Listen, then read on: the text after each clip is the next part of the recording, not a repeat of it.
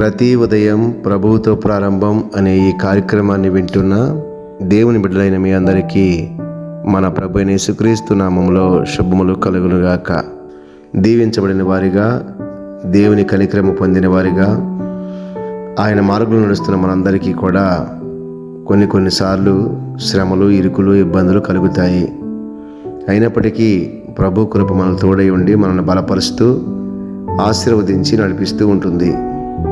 శ్రమలో మనకు తోడై ఉండే దేవుడు మనకు తోడుగా ఉన్నాడని, ఆయన వాక్యం మనకు జీవాన్నిస్తుందని, బ్రతుకునిచ్చి బలపరుస్తుందని నమ్ముతూ ఇంతవరకు ఆయన వాక్యమే ఆధారం చేసుకొని బ్రతుకుతూ ఉన్న మీ అందరికీ దేవుడు తన కృపను విస్తరింప చేస్తాడు.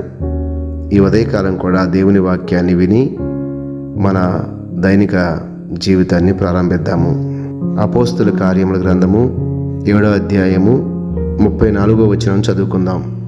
ఐగుప్తులోనున్న నా ప్రజల దురవస్థతను నేను నిదానించి చూచితిని, వారి మూలుగు వింటిని, వారిని విడిపించుటకు దిగి వచ్చి ఉన్నాను.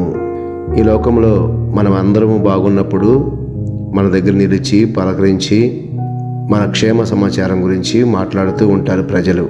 కానీ మన దేవుడు మన దురవస్థలో ఉన్నా, మనం ఏ పరిస్థితిలో ఉన్నా మన దగ్గరికి దిగి వచ్చే దేవుడు. ఆయన ఎలా దిగిరాగలడు? ఒక్కటే మార్గం, జీవితంలో దేవునికి చోటివ్వాలి, ఆయన మార్గాన్ని చక్కగా అనుసరించాలి. రెండవదిగా ప్రభు పాదాలు పట్టుకొని నీవే నాకు ఆధారమయ్యా అని ప్రార్థించాలి. అప్పుడు దేవుడు గొప్ప కార్యాలు మన జీవితంలో జరిగిస్తాడు. మనుషుల్ని ఆశ్రయించి, అధికారులను ఆశ్రయించి, డాక్టర్లను ఆశ్రయించి అనేకులు చివరకు దేవుణ్ణి ఆశ్రయిస్తూ ఉంటారు. కానీ ఆయన బిడ్డలమైన మనందరము కూడా మొట్టమొదటిగా ఆయన్ని ఆశ్రయించాలి. ఆయన పాదాల దగ్గర ప్రభువా నాకు సహాయం చేయండి, ప్రభు పాదాలు పట్టుకొని జీవితాల్లో గొప్ప వెలుగులతో నింపబడి ముందుకు సాగిపోవాలి. అలాంటి కృపా దేవుడు మనందరికీ అనుగ్రహిస్తారు. అలాగే చిన్న ప్రార్థన చేసుకుందాం. ప్రేమగల తండ్రి, దయగల ప్రభువా నీకు వందనాలు. మా దురవస్థతను చూచి దాటిపోయే దేవుడు కాదు, మమ్మల్ని విడిచిపెట్టి మరిచిపోయే దేవుడు కాదు.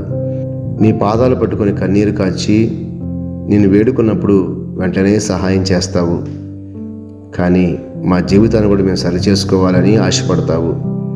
మేము కొన్నిసార్లు నీకు దూరం అయిపోయి పరిస్థితులు తారుమారైపోయినప్పుడు ప్రార్థిస్తూ ఉంటాము.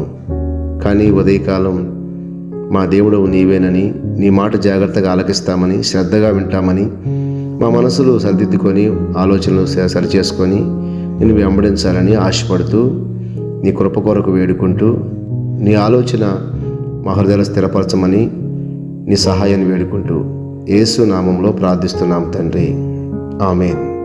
మన ప్రభు అయిన యేసుక్రీస్తు కృప మీ అందరికీ తోడుగా ఉండునుగాక.